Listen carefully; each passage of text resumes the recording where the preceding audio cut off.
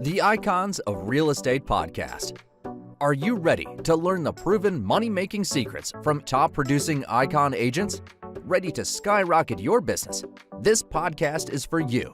Tune in every week with your host, Tomasz Fonseca, and find out how to implement proven strategies to 10 times your business, from $3 million to $30 million in just 12 months. Brought to you by the Masters at Real Estate Marketing, Ardor SEO.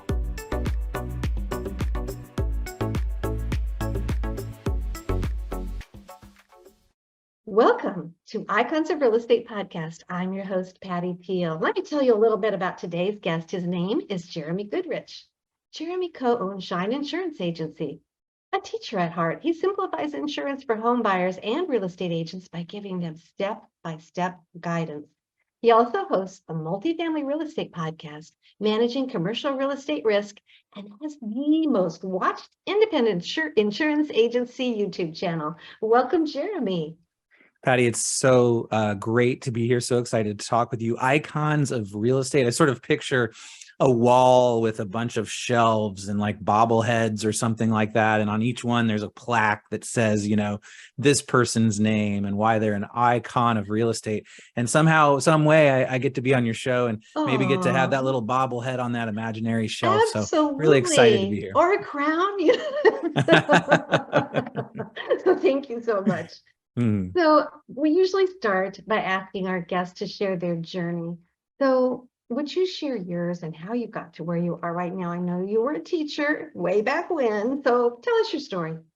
Yeah, absolutely. So I was an elementary school teacher for 13 years, from 2000 to 2013. I taught third and fourth grade teachers, math and how to write and how to read and how to play hockey, and worked at a really cool school where I really had a lot of freedom to teach the way I wanted to teach. And it was incredibly fulfilling, and I enjoyed every second of it.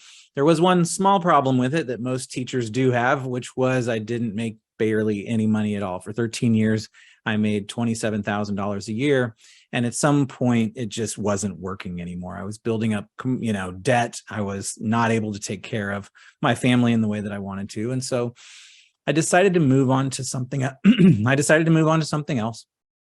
And at the time, I had met my wife and business partner, the woman who I ended up starting a business with, and she had a history in insurance. She was managing an insurance agency at the time. She's a third generation insurance agent.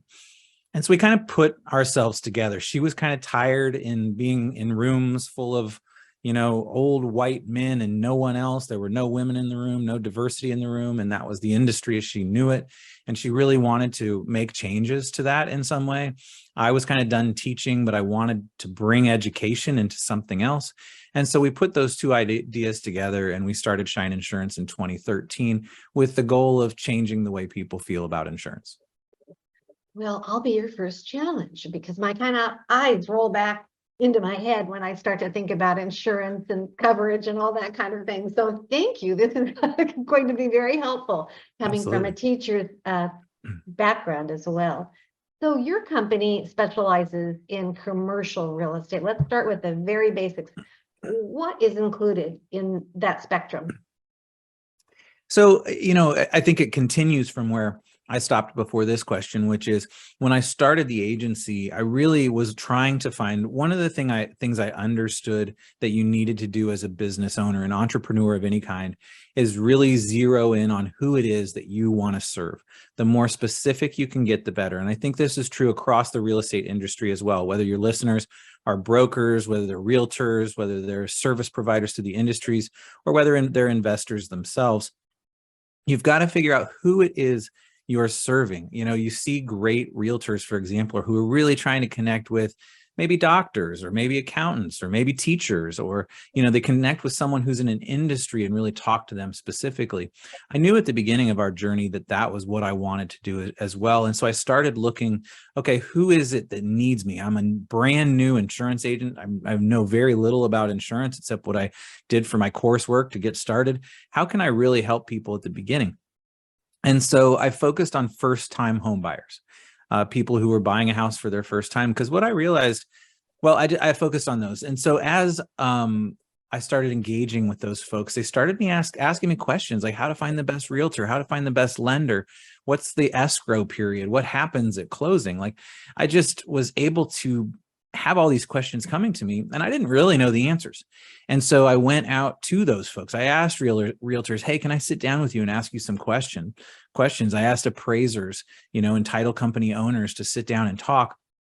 And I started doing this in around 2013, but I was recording these conversations. So I would have a camera out and have a microphone out. And I started putting them up on YouTube. And so I was just answering these questions for first-time home buyers about the whole process. And that's how the YouTube channel got to be the size that it is now, the largest independent agency YouTube channel out there. And it was really just teaching people how to buy a house, And so that sort of evolved for a while. And then I started teaching people how to invest in their first home, maybe by house hacking or purchasing a duplex or a quad or something like that. And again, just asking other people who had done it before, getting them into conversation, recording it and putting it out there. And then finally, over the course of the last few years, I've moved into purely commercial real estate. So our national program serves folks in the office, retail, industrial, self-storage, and multifamily space. And that's really what I'm focused on. So that was the long version of the answer to your question. I love long versions. So thank you very much. So it sounds like you're answering a lot of questions for people. So it solved a need. Currently, do you solve the need that a lot of people have when they're asking you questions about commercial real estate? Yeah, I think I play, for anyone who is in the commercial real estate world, that it is a team game. When you're working in the residential world with smaller, maybe you're doing flips, maybe you're picking up a duplex or a quad as a rental. It's sort of like starting your own business. When you buy a quad and rent out all 4 spaces or rent out 3 spaces and live in the 4th one yourself, you've started your own business, right? The basics of that make sense. When you get into real estate, you're really not starting your own business. You are purchasing existing businesses. You're going out and buying a retail space that has 6 different tenants. You're going out and buying an office building that has 20 tenants. You're going out and buying a 200-unit apartment complex that has 200 tenants. So you're buying an existing business, and the difference between those two things is key. And I would say the most important part in commercial real estate is having a team, knowing that you're not the expert. So your question was, do I give advice to commercial real estate people all the time? Yes, but I do stay in my lane, right? I know that I'm not a capital raiser. I know I'm not an asset manager. I know I have not invested in commercial real estate myself actively and, gone on that journey. I'm a service provider to the industry, and I'm a passive investor in multiple deals. So I give advice from the perspective that I have as a risk manager who helps people navigate the risk piece of the commercial real estate, and as a passive investor who's invested in some of these deals. Good answer. Thank you. And you mentioned that too many investors have insurance that fails them when they need it the most. So why does that happen? Yeah, I think about 80%. I mean, sometimes I say that number and it blows me away. Like I think about 80% of investors have insurance that fails them when they need it most. And it happens for one really specific reason. We're so focused on the price that we get boggled by it. And I guess a second reason is insurance is hard to understand. Insurance is a legal document, a promise between you and an insurance company to transfer risk from yourself to them. Look, no one could invest in real estate almost period if insurance didn't exist, right? Only the richest of the rich would be able to invest in real estate. The people who could handle it if an entire building burned down, or could handle it if someone was injured in their property and filed a lawsuit with a personal injury attorney, right? Like the only people that could invest in real estate would be the ones who were already wealthy. Insurance transfers that risk to an insurance company so that we can still invest. We can invest in, even a $500,000 property, knowing that if that entire thing burned down, we wouldn't have to come up with $500,000. The insurance company would bail us out. But the problem with all those details is that there's a lot of bad policies out there. There's a lot of bad actors in insurance, just like a lot of other industries. And so what most investors do is go to 4 different insurance agents and say, hey, get me a quote. If you can win on price, I'll go with you. And they go to the next person. They say, get me a quote. You can win on price, I'll go with you. Next person, get me a quote. If you can win on price, I'll go with you. And then the fourth person, they say the same thing. And we're trained to do that by all the Super Bowl commercials about insurance and everything else, right? It's always the same thing. Best price, best price, best price. Right. The problem with that, especially in commercial real estate world, is there's just so many more bad policies. And so you get 4 people in there, everybody's battling each other. It's a race to the bottom. And so Race what to happens? the bottom. That is a good way to put it, isn't it? Yeah. And so what happens is you get the policy that was the cheapest, because you don't know insurance. You're not an insurance expert. You don't know how to study the documents or whatever. And so you pick the cheapest one. And then, something bad happens and you find out the value of that policy. And generally, there's a whole bunch of stuff in that policy that's built to not pay out in the way that you think it will. Yeah, that is very, very important to get advice from an expert, as you said, because would you call it a red flag when an insurance company is offering you a rate that is so much below the industry standard? Yeah. I think a really, really cheap rate is a red flag in any industry. I mean, usually you get what you pay for, right? Right. And so I think that if you see something out of the norm, that is definitely a red flag. I think most likely what's missing is coverage inside a policy. So can I give you an example? Can I tell you a story? Oh, I'd love that. Yes. Okay. So there was a client that I was a part of one of these scenarios, 100-unit complex in Louisiana, apartment complex. And they went out and did what I just described. They went to 4 insurance agents and said to all of them, if you can win on price, I'll take the policy. I was one of those insurance agents. And when I realized that was the approach they were taking, I said, I'm not interested. This is not how I do business. When you're looking for a true partner, let me know and we'll dig in there. They came back to me about 6 months later and they said, hey, we just wanted to check in with you because we felt a real connection with you. We had a fire and it was about a $500,000 fire. Nobody was injured. That was good. It was just a kitchen fire in one of our units, but it took out about 3 or 4 units. About $500,000 was the amount of money that it was going to take to fix the property. Their policy, long story short, paid out about $87,000 for a $500,000 loss. So the reason for that was their insurance agent, when they offered it, underinsured the building. So the amount of insurance was too low. It had a co-insurance clause, which, without getting in the weeds, penalizes you for underinsuring. So even if you have a small claim, you get penalized in that small claim for having not insured the building to its total insurable value. So that took out about 30%. They had a $25,000 deductible instead of a $10,000 deductible from the next best quote. I guess I left that out. They showed me another quote that they didn't take that was better. And that quote for a $500,000 claim would have paid out about $490,000, $500,000 minus the $10,000 deductible that was on it. But these kinds of things are what start to chip away. So it had all those elements, and then it had what's called ACV coverage, which means, and I know you said your eyes are going to glaze over, so this will be the last one. I want to learn this. Believe me, I said that. It's only because when I see the paperwork from insurance that happens, but I really am enjoying this lesson. Well, it's true. And it's true for all your listeners too, right? That this is the feeling like, okay, Jeremy, you're using a bunch of words that I don't understand, right? And so ACV coverage is basically, there's 2 ways an insurance policy pays out. Imagine that you have a $10,000 roof. It's going to take $10,000 to replace. You have a bunch of storm damage. You need to replace the whole roof. With ACV coverage, they say, well, it's going to take $10,000 to replace that roof, but that roof is 15 years old. We're going to depreciate the value of the age of the roof.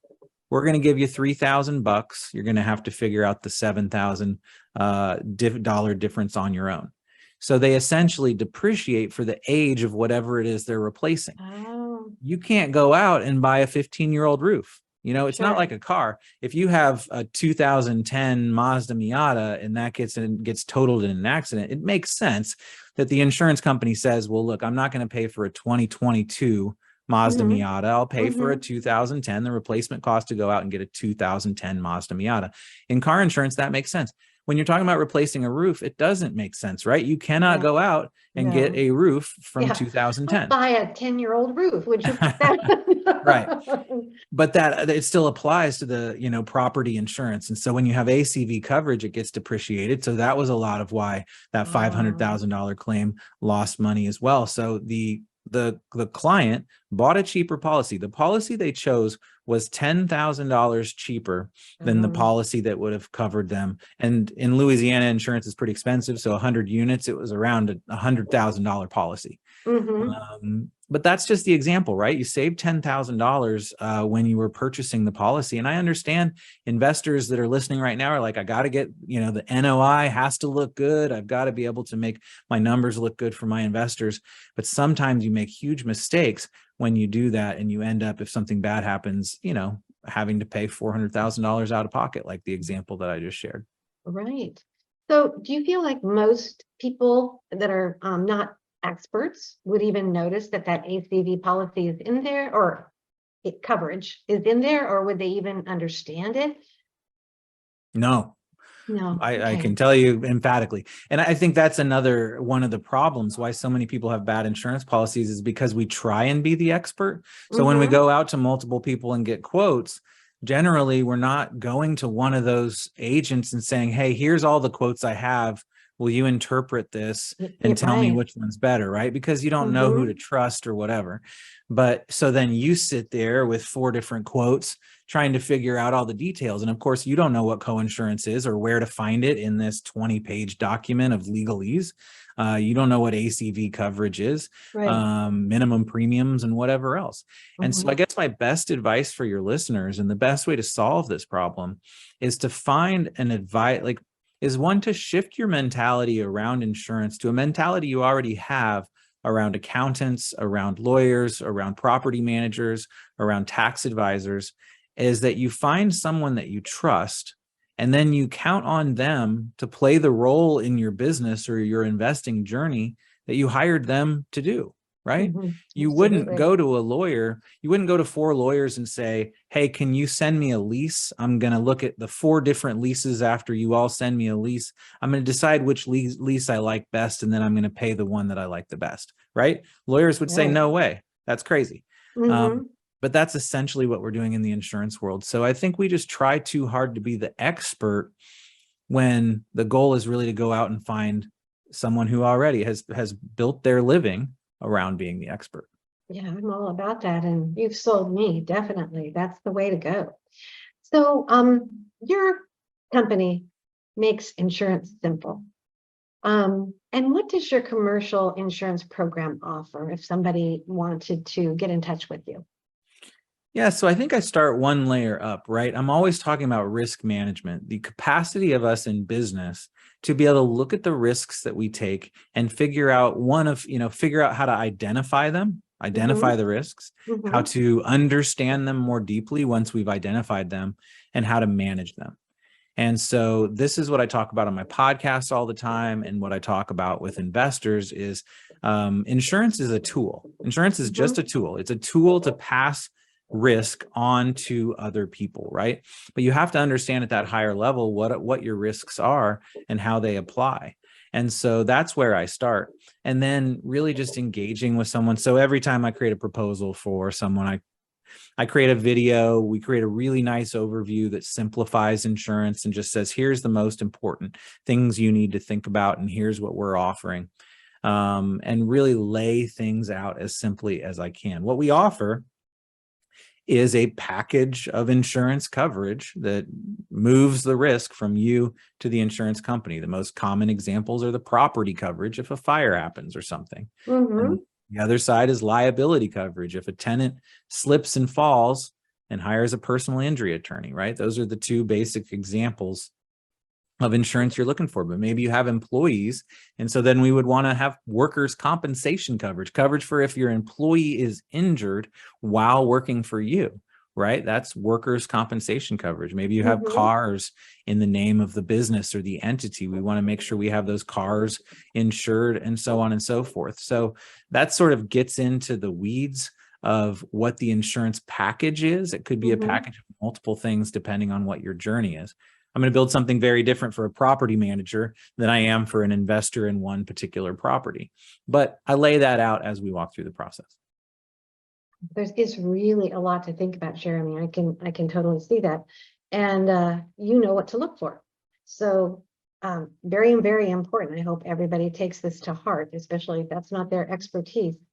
Now, I know with houses, of course, because I've lived in many of them, that they're very different rates depending on where you are. You know, there's trouble everywhere. You're in the Midwest, there could be tornadoes. Now I'm in Florida, there could be a hurricane, Right. mudslides.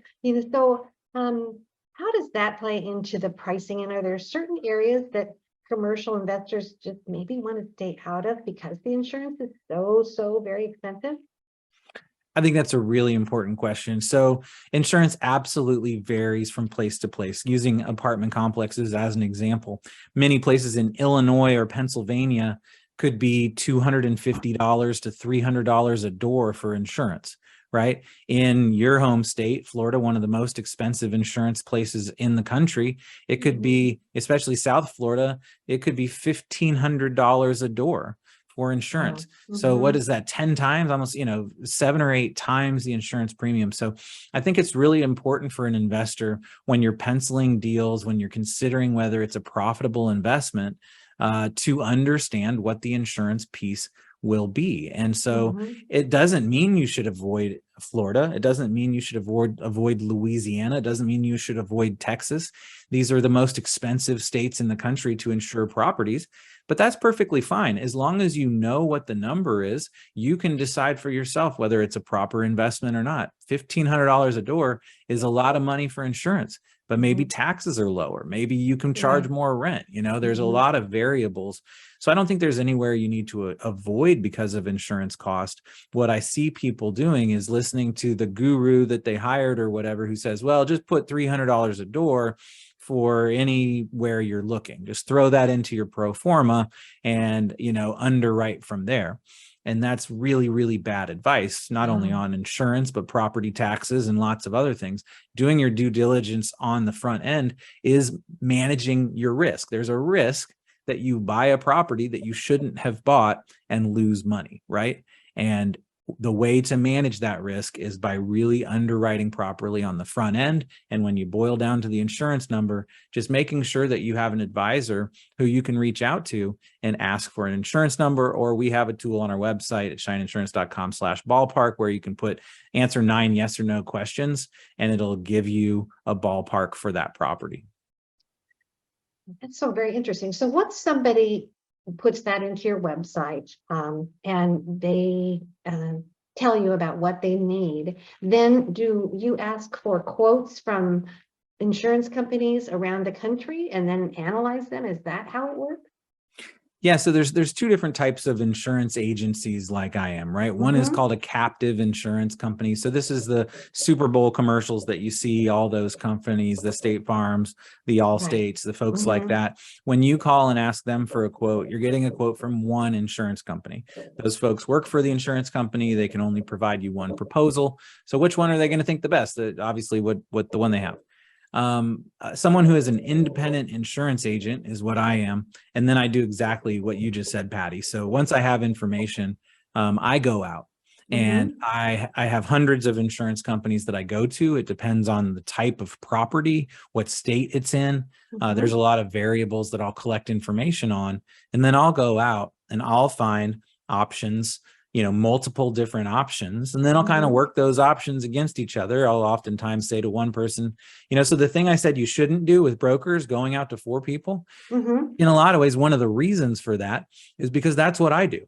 I'm going to go out and I'm going to say, hey, here's the number I have from this other company. So can you beat it or not? Okay, you can beat it. Well, let me go back to the so there's a whole bunch of back and forth around price it's my job to do. That's what I go out and do. That's what I'm good at. That's the relationships that I have.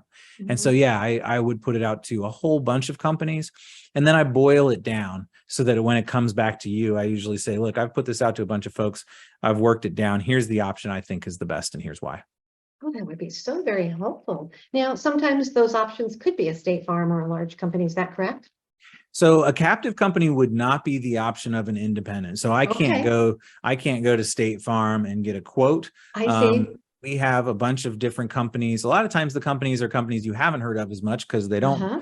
pay for State Farm commercial, or excuse me, for Super Bowl commercials. Sure. But so those are companies that work with independent agents. So a captive company has chosen not to put themselves into the pool, not to Got have it. competition Mm-hmm. against themselves. If you call them, there's no competition. You're just talking to them. But no, I Mm-hmm. can't go to them and get them. And get a quote. Okay, got it. Yeah, that's so interesting. Obviously, I knew none of this.